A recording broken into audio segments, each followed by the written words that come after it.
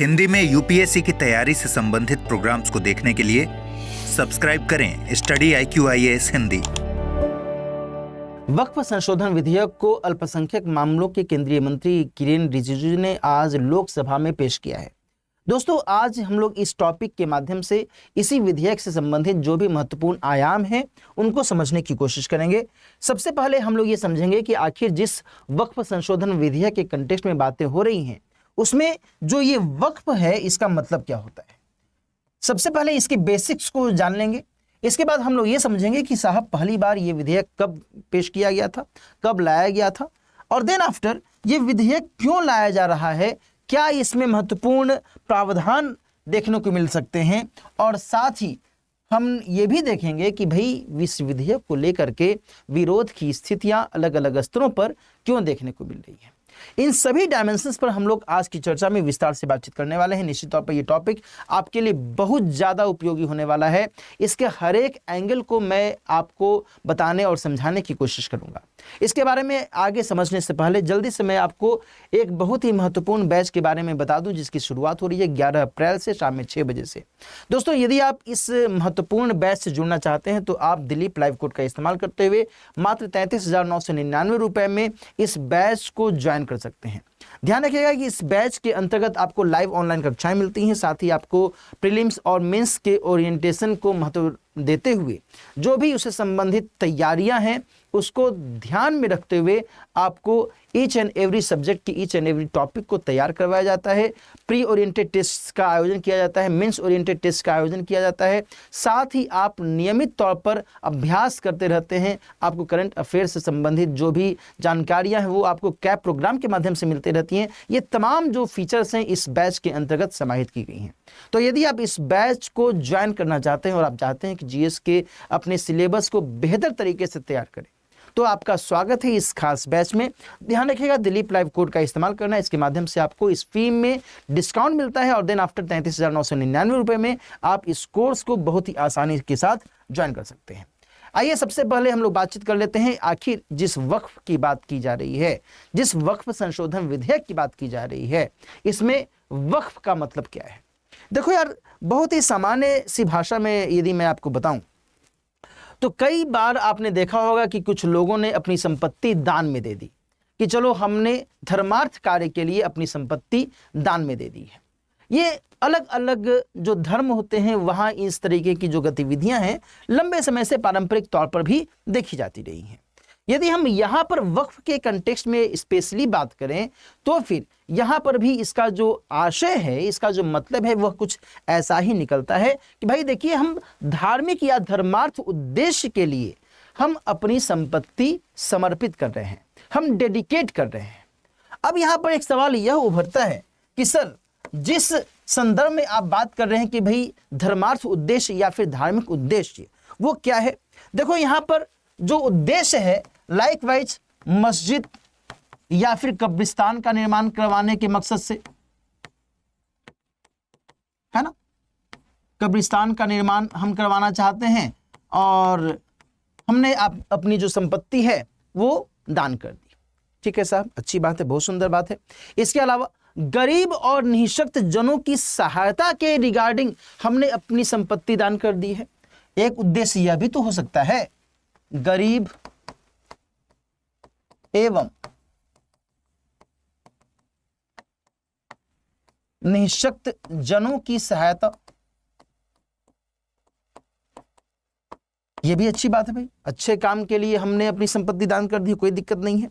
इसके अलावा शैक्षणिक संस्थान एवं जो स्वास्थ्य सुविधाएं होती हैं उसके रिगार्डिंग भी हम अपनी संपत्ति दान कर सकते हैं। तो शैक्षणिक संस्थान एवं स्वास्थ्य सुविधा के मद्देनजर, स्वास्थ्य सुविधा मतलब कि भाई हमने अपनी संपत्ति दान कर दी, आप वहां पर अस्पताल बनवा दीजिए, एक पब्लिक हॉस्पिटल बनवा दीजिए, लोग आए वहां पर आकर के अपना इलाज करवावें, अच्छी बात है। इससे अच्छी बात और क्या हो सकती है। तो इन्हीं के कंटेक्स्ट में ये सारी जो गतिविधियां हैं वो वक्फ के अंतर्गत मानी जाती हैं। इस संपत्ति का अन्य उपयोग या फिर उसकी बिक्री नहीं की जाती है। यह भी ध्यान रखिएगा। भाई हमने दान दिया है मस्जिद बनाने के लिए, अब यदि हमने मस्जिद बनाने के लिए दान दिया है तो इसका इस्तेमाल सेल परचेस के लिए नहीं किया जाएगा, है ना, कि भाई ये तो धर्मार्थ कार्य है ना, कब्रिस्तान बनाने के लिए हमने दान दिया है तो इसका इस्तेमाल हम इसलिए नहीं करेंगे कि भाई हम इसको बेच देंगे और वहां पर एक सोसाइटी खड़ी हो जाए, है ना, कोई अपना एक बड़ा भव्य भवन बना ले, ऐसा नहीं होना चाहिए, ये गलत हो जाएगा। तो इन बातों का यहां पर ध्यान रखा गया है। ये है वक्फ का मतलब। क्लियर है? अच्छा, यहां पर दोस्तों थोड़ा सा यदि हम भारत के इतिहास के पॉइंट ऑफ व्यू से विचार करें तो देखने को मिलता है कि भारत में वक्फ का जो इतिहास है वो दिल्ली सल्तनत के शुरुआती दिनों से जुड़ा रहा है।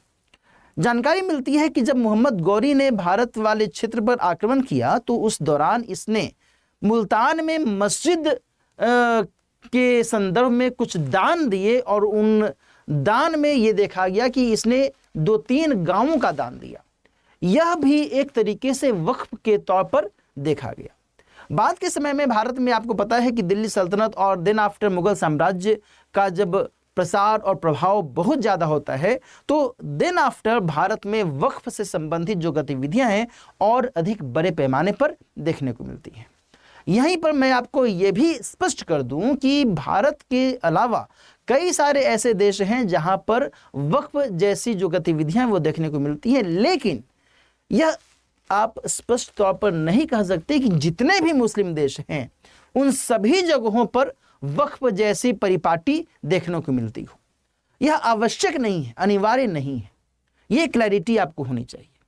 कुछ देशों में है, कुछ देशों में नहीं है। ठीक है जी। भारत के बारे में यदि हम बात करें तो भारत में बहुत बड़े पैमाने पर है। यहां तक कि यह भी कहा जाता है कि भाई भारत दुनिया भर में सबसे ज्यादा वक्फ संपत्ति वाला देश है। अभी हम लोग इसकी चर्चा आगे भी करेंगे। इसके अलावा भारत के संदर्भ में दोस्तों ध्यान में यह भी रखना है कि यहाँ पर 1913, 1923, 1954 और देन आफ्टर 1995 में वक्फ से संबंधित वक्फ के माध्यम से जो भी संपत्ति का प्रबंधन आदि किया जाता है, प्रशासन आदि किया जाता है, उसके मद्देनजर कानून भी बनाए जाते रहे। अभी जिस हालिया विधेयक की बात की जा रही है उसमें 1995 में जो कानून बनाया गया था, जो अधिनियम लाया गया था, उसी में संशोधन को लेकर के गतिविधियां देखने को मिल रही हैं। क्या क्या संशोधन है, किस कंटेक्स्ट में संशोधन है, इसके बारे में हम लोग एक एक करके बातचीत करेंगे। अब यहां पर एक सवाल यह भी है कि क्या वक्फ संपत्ति रद्द करने योग्य है?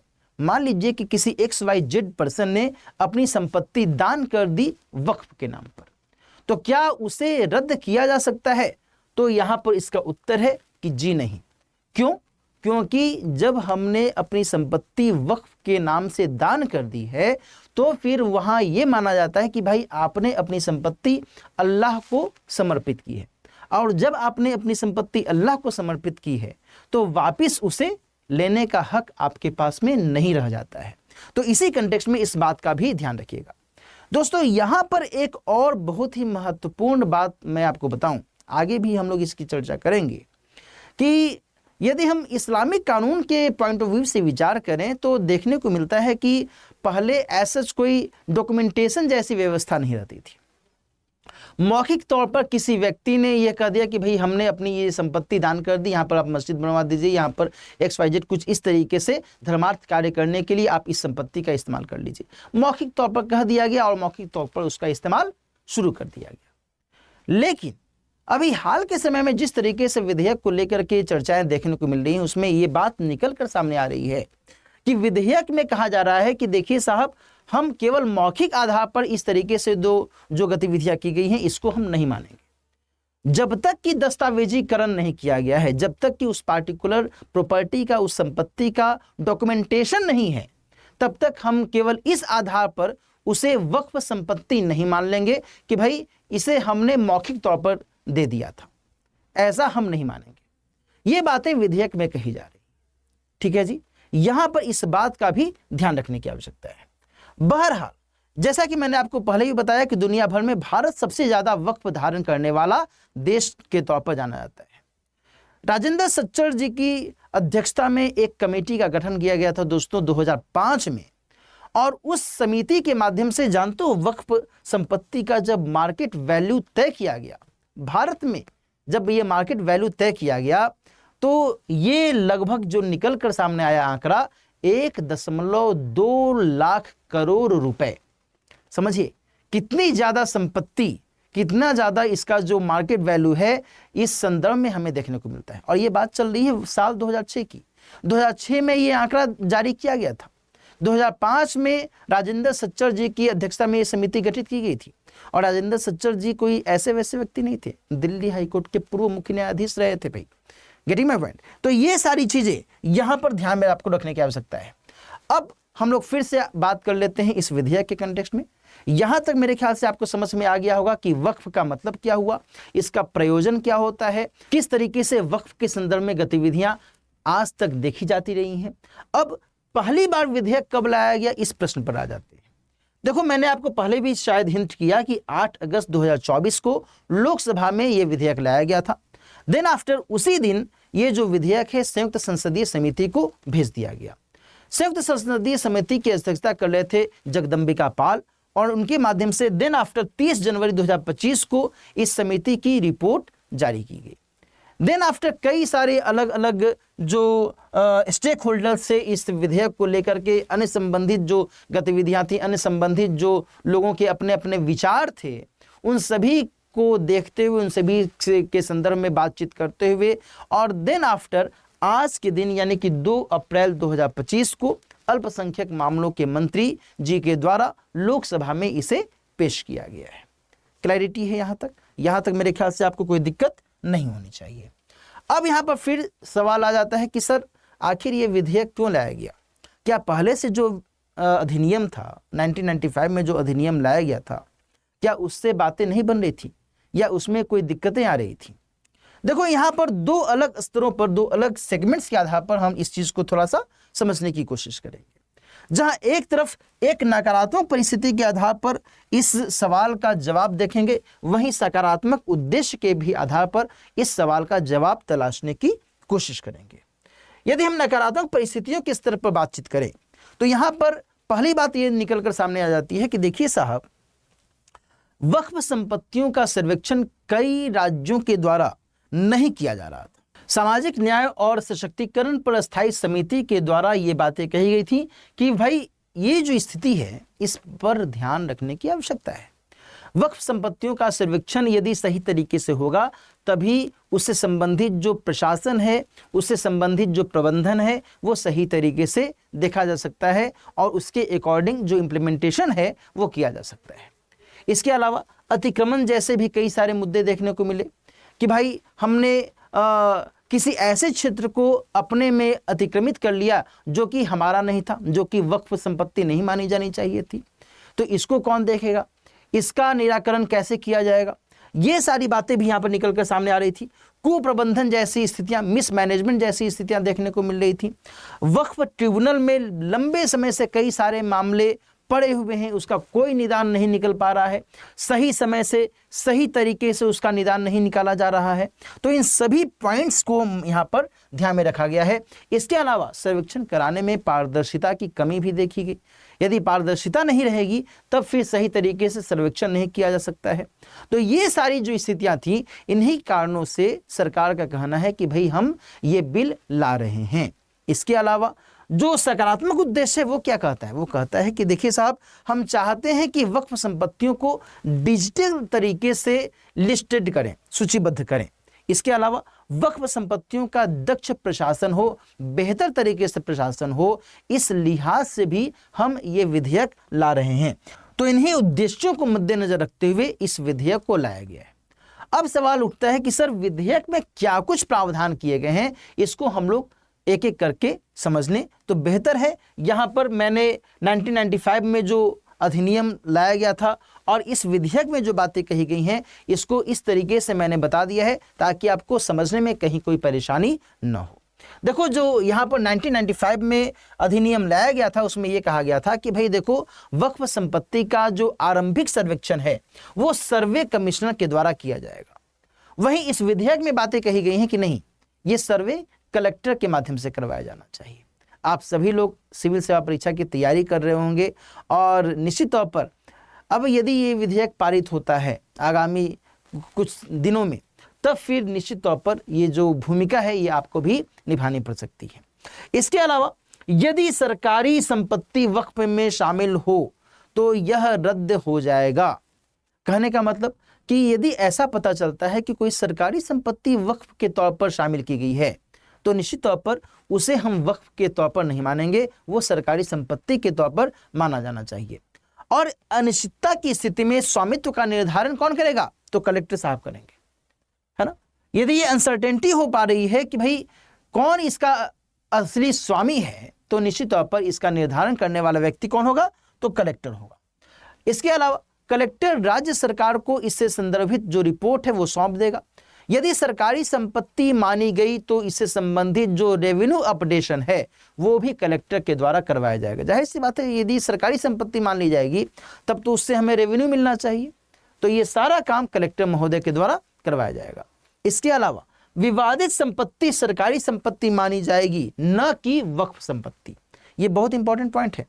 ये सारी बातें इस विधेयक में कही गई हैं, है ना, इसका ध्यान रखिएगा। देन आफ्टर जो CWC है यानी कि सेंट्रल वक्फ काउंसिल है, केंद्रीय वक्फ परिषद है, उसमें जो अधिनियम था उस अधिनियम में क्या बातें कही गई थी? उसमें ये बातें कही गई थी कि भाई जो पदेन सभापति होंगे वो केंद्रीय मंत्री जी होंगे। इसके अलावा जो सदस्य होंगे वो सांसद महोदय होंगे, राष्ट्रीय स्तर के ख्याति प्राप्त लोग होंगे, सुप्रीम कोर्ट और हाई कोर्ट के जो पूर्व न्यायाधीश होते हैं वो भी इसमें शामिल होंगे, मुस्लिम लॉ के प्रख्यात विद्वान भी इसमें सदस्य के तौर पर शामिल रहेंगे। लेकिन इस विधेयक में सांसद महोदय को हटाया जा रहा है, पूर्व जज महोदय को हटाया जा रहा है, ख्याति प्राप्त व्यक्ति को भी हटाया जा रहा है। इसके अलावा 2 गैर मुस्लिम व्यक्ति को इसमें शामिल करने की बात कही जा रही है। इंपॉर्टेंट, 2 गैर मुस्लिम व्यक्ति को इस CWC में केंद्रीय वक्फ परिषद में शामिल करने की बात की जा रही है, जो अपने आप में डिस्प्यूट भी रेज कर रहा है। इसके अलावा जो SWB है, SWB का मतलब होता है बच्चों राज्य वक्फ बोर्ड, स्टेट वक्फ बोर्ड। इसमें जो 1995 में अधिनियम लाया गया था उसमें यह कहा गया था कि देखिए साहब 8 से 12 सदस्य होने चाहिए टोटलिटी में इस बोर्ड के अंतर्गत। इनमें से 4 से 8 जो सदस्य होंगे वो निर्वाचित होंगे, इलेक्शन के माध्यम से उनका निर्वाचन किया जाएगा। इसके अलावा जो बाकी 4 सदस्य होंगे ये राज्य सरकार के द्वारा नॉमिनेट किए जाएंगे, इनका नामांकन किया जाएगा। किसके द्वारा? राज्य सरकार के द्वारा। लेकिन जब हम बात करते हैं विधेयक के कंटेक्स्ट में, विधेयक में कहा जा रहा है कि देखिए साहब 8 से 12 नहीं, अधिकतम 11 सदस्य होने चाहिए। इसके अलावा अब कोई निर्वाचन नहीं होगा, सभी का नॉमिनेशन किया जाएगा राज्य सरकार के द्वारा। तो यहां पर यह बात भी ध्यान में रखने की आवश्यकता है। इसमें यह भी कहा जा रहा है कि भाई बोर्ड में 2 गैर मुस्लिम अवश्य हों, मस्ट बी, यहां पर बात की जा रही है इस बिल में, ध्यान रखिएगा। और ये भी अपने आप में डिस्प्यूट रेज कर रहा है ना, विवाद पैदा करेगा ना भाई, कि जहां बात चल रही है मुस्लिम लॉ की, जहां बात चल रही है वक्फ बोर्ड की, और वहां पर आप गैर मुस्लिम को शामिल कर रहे हैं, तो यहां पर तो मामला फंसेगा ना। कुछ अनुच्छेदों की भी बात की जाएगी, अभी मैं आगे इसकी चर्चा करूंगा। इसमें विधेयक में जो बातें और कही जा रही हैं, इसमें कहा जा रहा है शिया सुन्नी मुस्लिम पिछड़ा वर्ग से न्यूनतम एक सदस्य होने चाहिए। Getting my point? ये सारी बातें यहां पर देखने को मिलती हैं। इसके अलावा 2 मुस्लिम महिला सदस्य को भी इस बोर्ड के अंतर्गत सदस्यता देने की बात की जा रही है। गेटिंग? तो ये सारे पॉइंट्स ध्यान में रखना है। अब जो अगला एक पक्ष निकलकर सामने आ जाता है वो है वक्फ बोर्ड से संबंधित जो ट्रिब्यूनल है, इस ट्रिब्यूनल में क्या कुछ गतिविधियां देखने को मिलती है।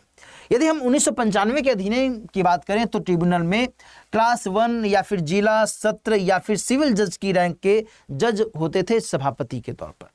इसके अलावा अतिरिक्त जिलाधीश के बराबर का एक राजकीय अधिकारी इसमें शामिल होता था, और इसके अलावा एक मुस्लिम लॉ से संबंधित एक एक्सपर्ट व्यक्ति, विशेषज्ञ व्यक्ति इसमें शामिल होता था इस ट्रिब्यूनल के अंतर्गत।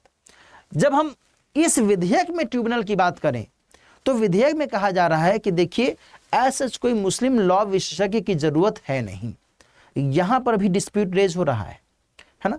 जहां जहां पर डिस्प्यूट रेज हो रहा है वो मैं आपको इंडिकेट कर दे रहा हूं।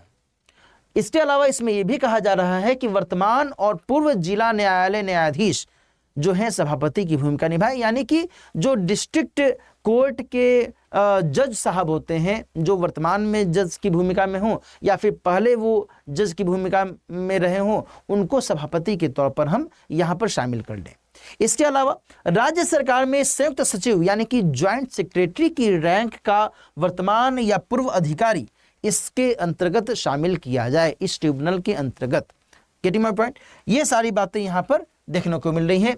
इसके अलावा एक बहुत बड़ा जो आमूलचूल परिवर्तन इस विधेयक में ट्रिब्यूनल के संदर्भ में देखने को मिल रहा है वो ये कि जहां 1995 के अधिनियम में ट्रिब्यूनल के द्वारा दिए गए निर्णय को अंतिम माना जाता था, उसके अगेंस्ट में कोई सच अपील किसी भी कोर्ट में नहीं की जा सकती थी। वहीं इस विधेयक में कहा जा रहा है कि हाई कोर्ट के अंतर्गत इस ट्रिब्यूनल के अगेंस्ट में अपील की जा सकती है विदिन 90 डेज, है ना, 90 दिनों के भीतर अपील आप कर सकते हैं। ये एक बहुत बड़ा परिवर्तन यहां पर सामने आ रहा है, ठीक है ना। अच्छा, यहां पर क्या बात निकल कर सामने आती है भाई कि अपील आप नहीं कर सकते हैं, निर्णय अंतिम माना जाएगा। इसके अलावा यदि SWB यानी कि राज्य वक्फ बोर्ड या पीड़ित पक्ष के द्वारा आवेदन दिया जाता है, एप्लीकेशन दिया जाता है, अपील नहीं, एप्लीकेशन दिया जाता है अपनी तरफ से स्वतंत्र रूप में, तब हाईकोर्ट अपने स्तर से इस मामले की सुनवाई कर सकता था। अदरवाइज अपील के आधार पर नहीं। अपील का मतलब क्या हुआ कि हमने आपकी बात नहीं मानी, हमने आपकी बात या आपके निर्णय के अगेंस्ट में अपील दायर की, लेकिन यहां पर ट्रिब्यूनल के संदर्भ में ये जो अपील वाली स्थिति थी ये लागू अभी तक नहीं होती थी। गेटिंग? यहां पर इस बात का ध्यान रखना है। इसके अलावा विधेयक का विरोध क्यों किया जा रहा है, ये अब एक सवाल यहां उभर कर सामने आ जाता है। देखो, यहां पर 2-3 बातें जो मैंने आपको पहले भी संकेतित की उससे भी आप समझ पा रहे होंगे। जो यहाँ पर एक बात निकल कर सामने आ रही है उसमें कहा जा रहा है कि देखिए साहब, जो केंद्रीय वक्फ परिषद में 22 सदस्य की बात की जा रही है उसमें से 12 जो हैं गैर मुस्लिम रखने की बात की जा रही है। ये कहाँ का न्याय है? ये है विरोध का पहला पक्ष। इसके अलावा केंद्रीय वक्फ काउंसिल और स्टेट वक्फ बोर्ड में गैर मुस्लिम लोगों की संख्या में वृद्धि हो जाएगी, यह भी हमें स्वीकार नहीं है। मुझे नहीं बल्कि जो विरोध कर रहे हैं उनके द्वारा ये बातें कही जा रही हैं। गेटिंग? अच्छा, यहां पर एक जो तीसरी बात कही जा रही है कि देखिए साहब, यदि आप इस तरीके से हस्तक्षेप करेंगे, इंटरफेयर करेंगे, तो इससे आर्टिकल 26 का उल्लंघन होगा। अब ये आर्टिकल 26 क्या कहता है? आपको पता है कि भाई हमारे देश के संविधान में 25 से 28 जो अनुच्छेद है वो धार्मिक स्वतंत्रता का अधिकार देता है, और 25 से 28 अनुच्छेद के अंतर्गत एक अनुच्छेद 26 भी है। अनुच्छेद 26 कहता है कि देखिए साहब, जो भी धार्मिक समुदाय हैं वो अपने मामलों से संबंधित जो प्रशासन आदि है, जो प्रबंधन आदि है, वो खुद अपने लेवल पर कर सकते हैं। ये उनका मौलिक अधिकार है। इन धार्मिक समुदायों को हमने ये अधिकार दिया है। किसने? संविधान ने यह अधिकार दिया है। तो यदि इस तरीके से गैर मुस्लिम हमारे मामलों में हस्तक्षेप करेंगे तो क्या इसे अनुच्छेद 26 का उल्लंघन नहीं माना जाना चाहिए? ये बातें यहां पर ध्यान में रखने की आवश्यकता है। Getting my point? अच्छा, अगली बात, विधेयक में वक्फ बनाने वाला व्यक्ति न्यूनतम 5 वर्ष से इस्लाम का पालन कर रहा हो, ये बात भी कही जा रही है। Very very much important to be noted, है ना। यानी कि कोई भी व्यक्ति जो कि वक्फ का निर्माण कर रहा है, जिसे वाकिफ कहा जा रहा है, वक्फ क्रिएटर है वो, तो उसके बारे में कहा जा रहा है कि आपने न्यूनतम 5 साल से इस्लाम का पालन किया हो, ये आपको ध्यान में रखना है। तो यहाँ पर आर्टिकल 14 से संबंधित एक मामला निकलकर सामने आ रहा है। विरोध करने वाले लोगों का कहना है कि अच्छा ये बताइए कि आप किस आधार पर यह स्पष्ट करेंगे कि अमुक व्यक्ति 5 साल से अधिक समय से इस्लाम का पालन कर रहा है और अमुक व्यक्ति 5 साल से कम समय से इस्लाम का पालन कर रहा है? और यदि आप ऐसा करते हैं तो क्या ये अनुच्छेद 14 का उल्लंघन नहीं है? अनुच्छेद 14 में तो बात ये कहती है कि भाई समानता का अधिकार लागू होना चाहिए और 2 वर्गों के बीच में अलग अलग जो डिस्पैरिटी है वो नहीं होनी चाहिए। और यदि एज सच इस तरीके से कुछ भी यदि आप अलग करते हैं तो उसके संदर्भ में एक सार्वजनिक हित होना चाहिए, है ना। ऐसा ना हो कि आप अपने मन से कुछ भी डिस्पैरिटी करने की कोशिश करें जो कि हमारे संविधान के अनुच्छेद 14 के मौलिक अधिकार का उल्लंघन करता हो। Getting my point? यानी कि एक तार्किक भेदभाव यदि होता है, युक्तियुक्त भेदभाव होता है, तब उसे स्वीकार किया जाना चाहिए। यदि ये युक्तियुक्त भेदभाव नहीं है तब फिर इसे स्वीकार नहीं किया जा सकता है। तो ये तर्क दिया जा रहा है। इसके अलावा ये भी कहा जा रहा है कि देखिए, मुस्लिम लॉ विशेषज्ञों को हटाया जाना भी सही बात नहीं लग रही है। क्यों? क्योंकि राजेंद्र सच्चर जी की जो समिति गठित की गई थी उसमें उन्होंने इस बात पर जोर दिया था कि जो ये वक्फ से संबंधित गतिविधियां हैं इसको समझने के लिए, इससे संबंधित जो विवाद आदि का निपटारा है इसको करने के लिए मुस्लिम लॉ से संबंधित जो विशेषज्ञ हैं उनकी मौजूदगी, उनकी उपस्थिति जरूरी होनी चाहिए। तभी वो चीज़ों को अच्छे से समझ करके बेहतर तरीके से निर्णय दे सकते हैं। लेकिन यहाँ पर तो कहा जा रहा है कि हटा ही दो, है ना। तो इसे भी स्वीकार नहीं किया जाना चाहिए। ये सारे जो तमाम पक्ष हैं दोस्तों यहाँ पर हमें विरोध के तौर पर देखने को मिल रहे हैं। तो इसी के कंटेक्स्ट में आज की चर्चा में हम लोगों ने जो वक्फ संशोधन विधेयक से संबंधित जितने भी आयाम हैं उसको देखने की कोशिश की, समझने की कोशिश की है। आज तो इसे लोकसभा में पेश किया गया है। उम्मीद ये की जा रही है कि लोकसभा में इसे पारित किया जा सकता है। पारित हो जाएगा देन आफ्टर इसे राज्यसभा में भेज दिया जाएगा और वहाँ पर भी यदि पारित हो जाता है तो देन आफ्टर राष्ट्रपति महोदया के हस्ताक्षर के माध्यम से इसे अधिनियमित किया जा सकता है। इसके बाद आगे की जो गतिविधियाँ होंगी, कोई भी ऐसा नया अपडेट आएगा तो उसके बारे में हम लोग फिर से बातचीत करेंगे। लेकिन यहाँ पर ध्यान रखिएगा कि जो वर्तमान में सरकार के अंतर्गत कुछ अन्य जो दल हैं उनके द्वारा भी इस बिल को एक तरीके से समर्थन ही दिया जा रहा है। कुछ मुद्दों को लेकर के उन्होंने अपने अपने पक्ष रखे भी हैं, जैसे कि जो टीडीपी है यानी कि तेलुगु देशम पार्टी है, उसके द्वारा ये अपेक्षा की जा रही है कि देखिए जो गैर मुस्लिम सदस्यों से संबंधित गतिविधियां हैं कि भाई गैर मुस्लिम सदस्यों को रखना चाहिए या नहीं रखना चाहिए, ये जो निर्णय है ये राज्य सरकारों को अपने अपने लेवल पर तय करना चाहिए। ये हमारा पक्ष है, ये टीडीपी ने कहा है ना। तो अब इस संदर्भ में क्या अंतिम तौर पर निर्णय लिया जाता है, लगातार अभी विवाद जो इस पूरे मामले में है वो बना हुआ है। लोकसभा के अंतर्गत भी इस पूरे विषय को लेकर के लगातार जो डिबेट है वो चल रहा है और देन आफ्टर अंतिम जो अधिनियम सामने आएगा उसमें कुछ भी नया देखने को मिलता है तो उसके बारे में भी हम लोग फिर से बातचीत करेंगे। आज की चर्चा दोस्तों हम लोग अब यहीं पर समाप्त करते हैं। लेकिन जाते जाते फिर से मैं आपको बता दूं कि यदि आप सिविल सेवा परीक्षा की तैयारी कर रहे हैं और आप चाहते हैं कि बहुत ही बेहतर तरीके से जीएस के सिलेबस को कवर करें तो आपका स्वागत है इस खास बैच में। 11 अप्रैल से शाम में 6 बजे से इसकी शुरुआत हो रही है। आप दिलीप लाइव कोड का इस्तेमाल करते हुए इस कोर्स को ज्वाइन कर सकते हैं। इस कोर्स से संबंधित जो भी महत्वपूर्ण फीचर्स हैं उसके बारे में यदि आपको विस्तार से जानकारी चाहिए तो इसी वीडियो के डिस्क्रिप्शन में जो लिंक दिया हुआ है उसको आप क्लिक कीजिएगा तो उसके माध्यम से आपको इसके बारे में विस्तार से जानकारी मिल सकती है। मिलते हैं फिर किसी नए टॉपिक के साथ। अपना ख्याल रखिए। All the best. हिंदी में यूपीएससी की तैयारी से संबंधित प्रोग्राम्स को देखने के लिए सब्सक्राइब करें स्टडी IQ IAS हिंदी।